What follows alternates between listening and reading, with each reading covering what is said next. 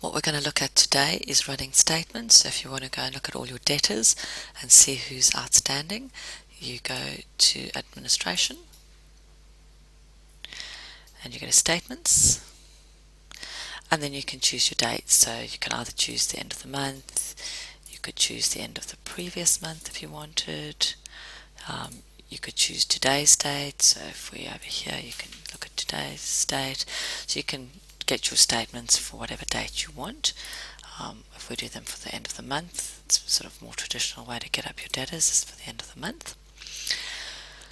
And here's all your statements, so you can select to either send the statements to everybody, or if there's a couple of people in particular that you want to send statements to, you could just select the ones you want to send statements to.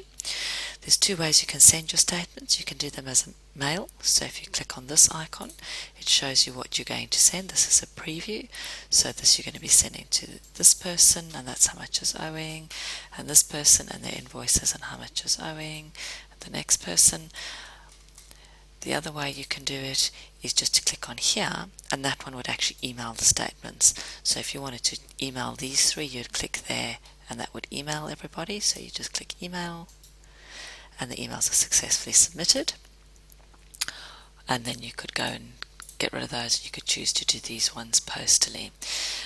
If you want to do postal ones and you want to print labels, you choose the ones you want to do labels, which again, it could be all, it could just be a select few, and you click on addresses, and that brings up all the addresses, and again, you just go print, and you print your labels, so you're ready to run your statements.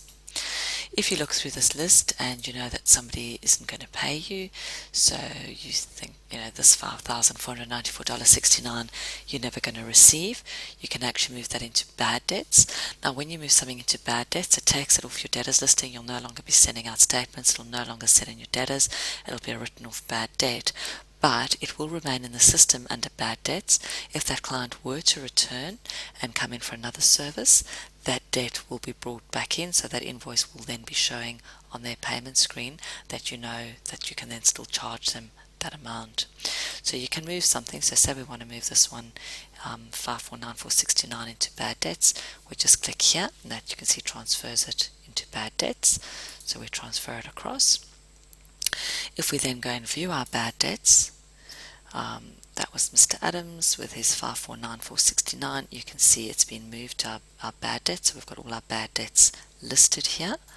If we then think, oh, we shouldn't have moved that one to bad debts, of course he's coming in, the nurse has just told me something, he's coming in next week, you can then tick on him and move him back into debts by ticking to transfer to good debts, if you want to call it a good debtor.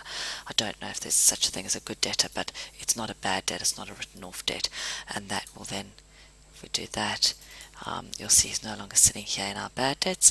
And if you want to go back and view your debtors, you just go back here and he's sitting back in debtors. So you can move things into bad debts, but you can also move them back out of bad debts.